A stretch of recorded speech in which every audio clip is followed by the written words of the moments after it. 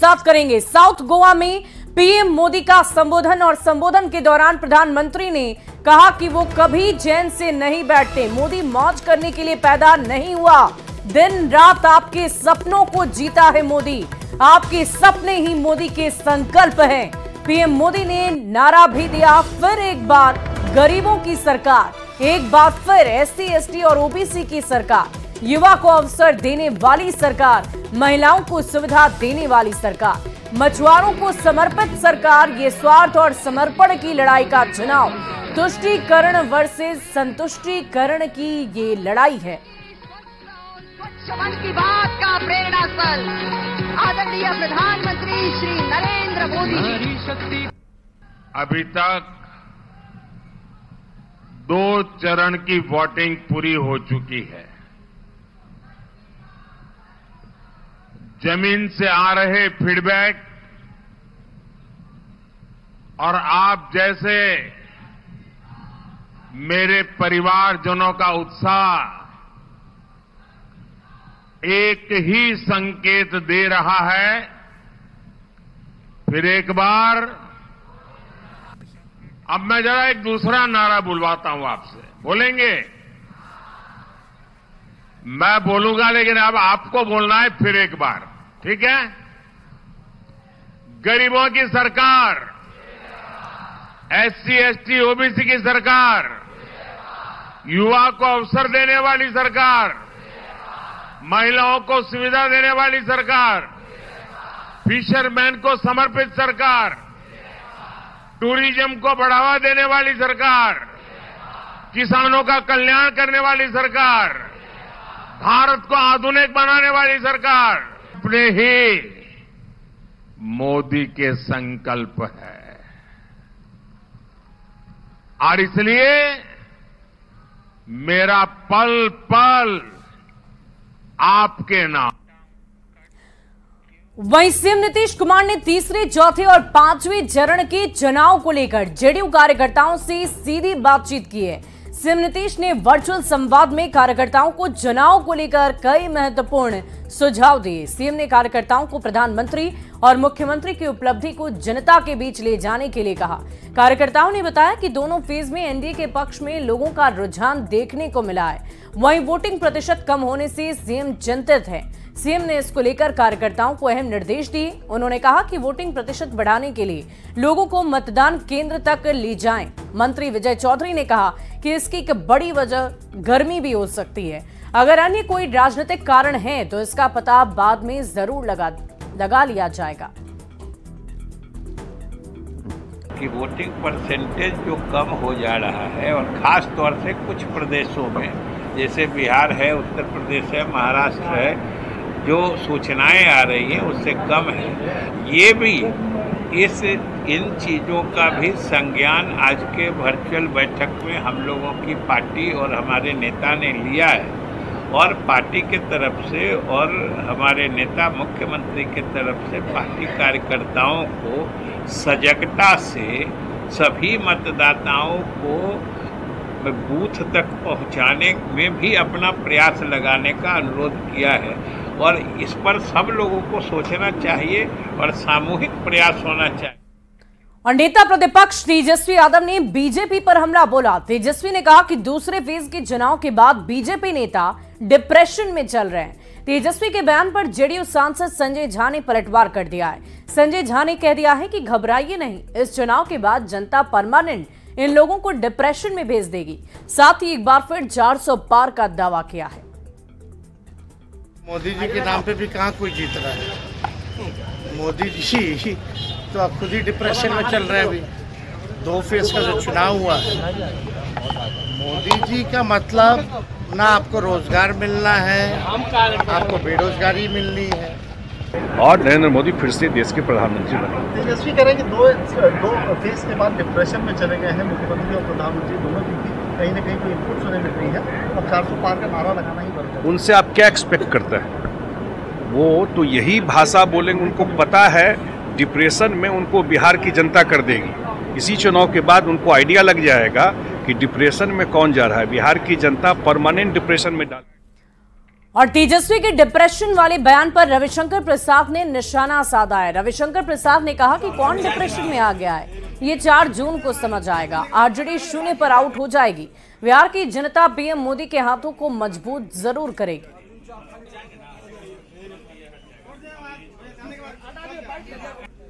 दूसरे फेज के चुनाव को देखकर बीजेपी के लोग डिप्रेशन में आ गए। अब कौन डिप्रेशन में है तो 4 जून को मालूम हो। लेकिन मैं एक ही बात कहूंगा कि तेजस्वी बाबू कितना सीट पर लड़ रहे हैं, 23 पर ना, जीतेंगे कितना, 0/0। लेकिन क्या बात है, हताशा किधर है आप जानते हैं। और बीजेपी सांसद रामकृपाल यादव ने कांग्रेस के घोषणा पत्र पर निशाना साधा है। रामकृपाल ने कहा कि कांग्रेस के घोषणा पत्र में यही कहा गया है कि देश की जनता ने जो कमाया उसे छीनकर मुसलमानों को बांट देंगे। कांग्रेस की यही नीति है। पूर्व पीएम मनमोहन सिंह ने भी कहा था कि देश के संसाधन पर पहला हक मुसलमानों का है। उन्होंने आरजेडी को चुनौती दी कि अगर हिम्मत है तो ये कहे कि मनमोहन सिंह ने गलत कहा था। कांग्रेस कह रही है देश की जनता ने अपने बाल बच्चों के लिए जो कमाया है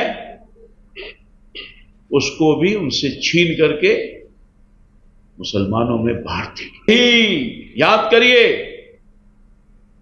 क्योंकि पूर्व प्रधानमंत्री मनमोहन सिंह ने कहा था कि देश के संसाधनों पर पहला हक मुसलमानों का होगा। अब गौर फरमाइए, उनके एजेंडे से पता चलता है, उनके मैनिफेस्टो से पता चलता है, उसको जमीन पर उतारने की कोशिश कर रहे हैं। राजद में अगर हिम्मत है तो पूर्व प्रधानमंत्री मनमोहन सिंह को जो बयान आया है उसको गलत बोलने का काम करें। और मुंगेर लोकसभा सीट के लिए एनडीए ने पूरी ताकत झोंक दी है। डिप्टी सीएम विजय कुमार सिन्हा ने बढ़ैया प्रखंड के दरियापुर, खूटहा समेत कई गांव का दौरा कर एनडीए प्रत्याशी ललन सिंह के पक्ष में मतदान करने की अपील की। ललन सिंह ने कहा कि हम वोट नहीं, अपनी मजदूरी मांग रहे हैं, क्योंकि हम लोगों ने विकास का काम किया है।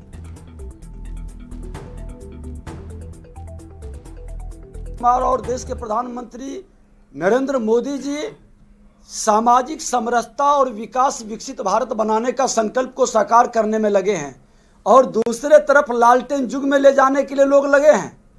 सामाजिक उन्माद पैदा करना चाहते हैं। जो जंगल राज के समय उनके प्रोधा थे, फिर से उसको उम्मीदवार बनाते हैं। अरे ये अपराधियों का जगह नहीं है। लखीसराय मुंगेर लोकसभा हमेशा शरीफ और इंसान को ही आशीर्वाद दिया है। वोट तो ऊपर मांगता है जो कुछ नहीं किए रहता, जो कुछ नहीं किए रहता है तब वोट मांगता है। हम तो आज सब कुछ करके सिर्फ आपसे मेरा जो मेहनत किए हैं उसका मजदूरी मांगने के लिए आए। हम आशा करते हैं, विश्वास करते हैं कि हमारा जो मजदूरी है वो मजदूरी आपसे मिलेगा, और यही आग्रह और विनती है। और बिहार के डिप्टी सीएम विजय सिन्हा ने एक वीडियो शेयर किया है जिसमें वो मुंगेर लोकसभा के लखीसराय विधानसभा क्षेत्र में जनसंपर्क के दौरान ग्रामीणों के साथ भुट्टा खाते नजर आ रहे हैं। तो ग्रामीणों के साथ नेताजी का ये रंग भी आप देख पा रहे हैं। देखिए, चुनाव से पहले नेताओं के अलग अलग मिजाज, अलग अलग अंदाज देखने को मिल रहे हैं, और इसी बीच विजय सिन्हा की ये तस्वीर सामने आई है। और आरा में बीजेपी उम्मीदवार आरके सिंह का जनसंपर्क अभियान तेज हो गया है। आरा शहर में आरके सिंह ने जनसंपर्क अभियान चलाया, लोगों से आशीर्वाद लिया। आरके सिंह का गली मोहल्ले में जोरदार स्वागत हुआ। आरके सिंह ने कहा कि लोगों का समर्थन उनके साथ है। हम लोगों को प्रणाम करके खुश हैं, वो हमको देख करके खुश हैं, हम लोग खुश। आरा की जनता के लिए क्या कहेंगे? इस तरह से जो हम लोगों ने जो जी विकास स्नेह मिला है, और विकास हमने किया है, और हम विकास करेंगे। और अगली खबर महाराजगंज से, जहां कांग्रेस प्रत्याशी आकाश सिंह ने आज से अपने जनसंपर्क अभियान की शुरुआत की। छपरा के मसरख में इंडिया अलायंस के प्रत्याशी आकाश सिंह का लोगों ने भव्य स्वागत किया। रोड में बिहार कांग्रेस अध्यक्ष अखिलेश प्रसाद सिंह भी मौजूद रहे। इस दौरान आकाश सिंह ने कहा कि देश में लोकतंत्र को बचाना उनकी प्रथम प्राथमिकता है। और अगली खबर सासाराम से, जहां दिल को दहला देने वाला एक हादसा हुआ है। नोखा थाना क्षेत्र के रूपहथा गांव में घर में आग लगने से एक महिला और उसके 3 बच्चों की दर्दनाक मौत हो गई।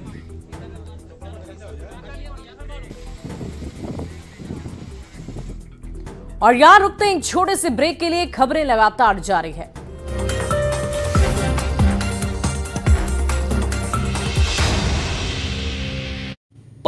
कांग्रेस और उसका इकोसिस्टम जो आए दिन मोदी को गालियां देता था, आज उनको जैसे सांप सूंघ गया है, सांप सूंघ गया है। मिशन 370 के लिए बीजेपी का फोकस साउथ की सीटों पर है। इनमें केरल और कर्नाटक खास हैं। केरल में बीजेपी ने 10 या उससे ज्यादा सीटें जीत ली तो जाहिर तौर पर उसका वोट शेयर बढ़ेगा। इधर उत्तर भारत में बीजेपी सैचुरेशन पॉइंट पर है और कर्नाटक में भी बीजेपी 2019 के शानदार प्रदर्शन को दोहराना चाहेगी। पश्चिम बंगाल में इंडिया गठबंधन सिर्फ कागज पर है, क्योंकि मुकाबला बीजेपी बनाम टीएमसी है और यहाँ वोटिंग का परसेंट भी दूसरे राज्यों के मुकाबले ज्यादा है। आप प्रधानमंत्री के भाषण देखते हो, घबराए हुए हैं। शायद कुछ ही दिनों में स्टेज पे आंसू निकल आए। तमाम एक्सपर्ट जो कहते हैं वो ये कि ज्यादा मतदान भी परिवर्तन के लिए होता है और बहुत कम मतदान भी परिवर्तन के लिए होता है। लिहाजा दूसरे चरण में वोटिंग का परसेंटेज देखने से पहले पिछला रिकॉर्ड देखना जरूरी है।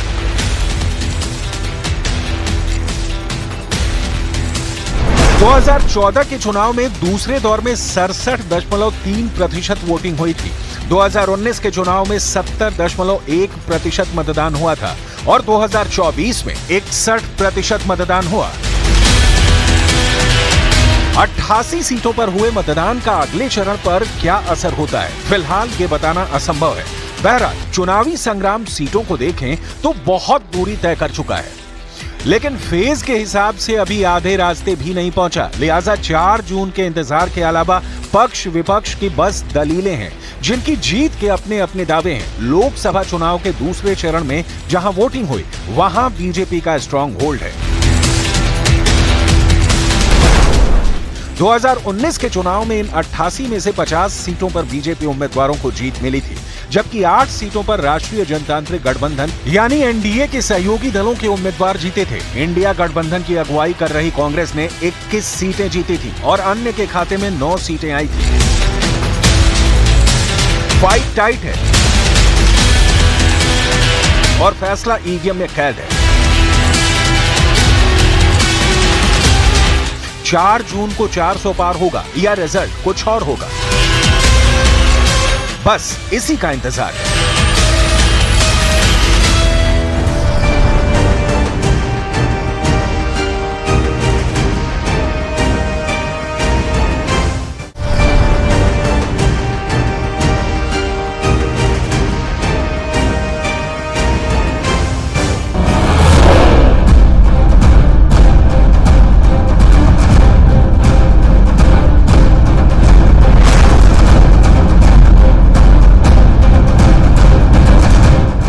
वायनाड में राहुल गांधी की, तिरुअनंतपुरम में शशि थरूर की,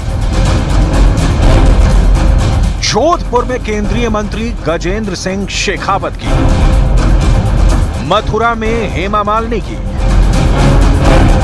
मेरठ में अरुण गोविल की, झालावाड़ में वसुंधरा राजे के बेटे दुष्यंत सिंह की,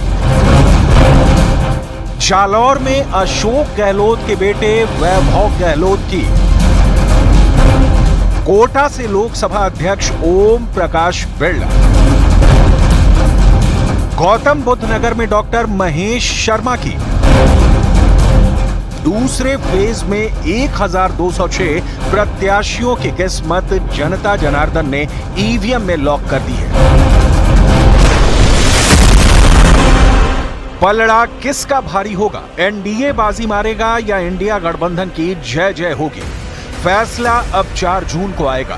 2 चरण के चुनाव में 190 सीटों का अब तक का गणित क्या कहता है? मतदान के आंकड़े कौन सी कहानी बयां करते हैं? और एक प्राइड है इंडिया का, मुझे प्राइड है मेहनत पर। इंडिया का प्राइड मेरा प्राइड, वीकेसी प्राइड, कड़ी मेहनत का जश्न मनाइए। India's pride, my pride, VKC pride, celebrate hard work. Vote देने में जनता ने किसे किया है कबूल और किससे कर लिया है किनारा? वोट किसका घट रहा है, किसका बढ़ रहा है, इसकी पूरी डिटेल आपको आगे दिखाएंगे।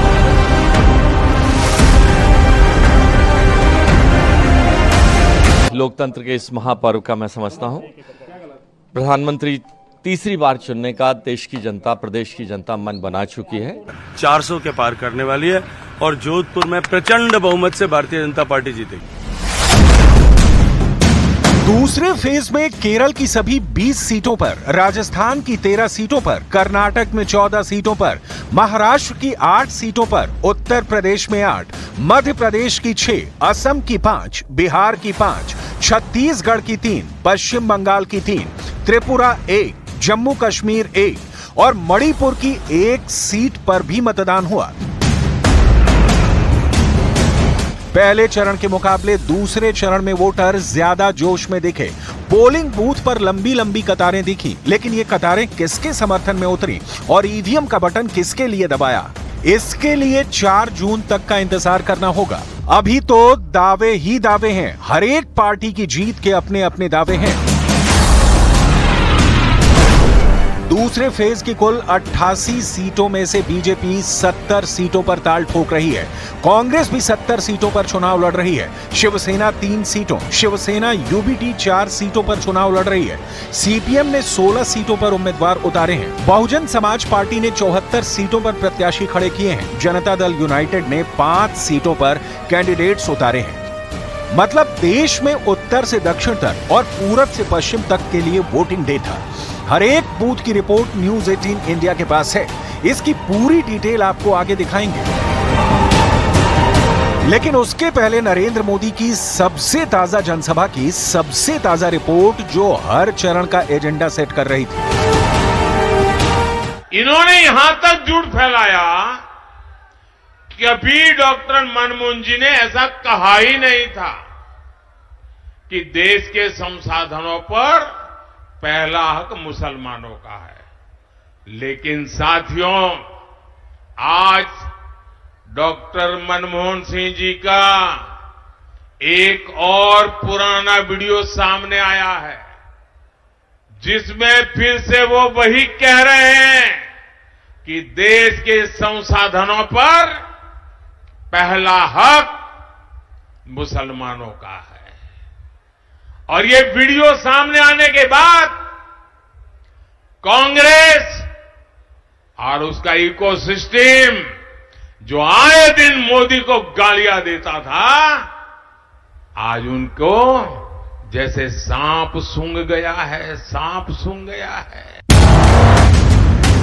मिशन 370 के लिए बीजेपी का फोकस साउथ की सीटों पर है। इनमें केरल और कर्नाटक खास हैं। केरल में बीजेपी ने 10 या उससे ज्यादा सीटें जीत ली तो जाहिर तौर पर उसका वोट शेयर बढ़ेगा। इधर उत्तर भारत में बीजेपी सैचुरेशन पॉइंट पर है और कर्नाटक में भी बीजेपी 2019 के शानदार प्रदर्शन को दोहराना चाहेगी। पश्चिम बंगाल में इंडिया गठबंधन सिर्फ कागज पर है, क्योंकि मुकाबला बीजेपी बनाम टीएमसी है और यहाँ वोटिंग का परसेंट भी दूसरे राज्यों के मुकाबले ज्यादा है। आप प्रधानमंत्री के भाषण देखते हो, घबराए हुए हैं। शायद कुछ ही दिनों में स्टेज पे आंसू निकल आए। तमाम एक्सपर्ट जो कहते हैं वो ये कि ज्यादा मतदान भी परिवर्तन के लिए होता है और बहुत कम मतदान भी परिवर्तन के लिए होता है। लिहाजा दूसरे चरण में वोटिंग का परसेंटेज देखने से पहले पिछला रिकॉर्ड देखना जरूरी है।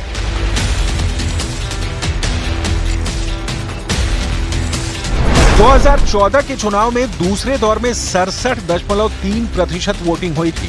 2019 के चुनाव में 70.1% मतदान हुआ था और 2024 में 61% मतदान हुआ।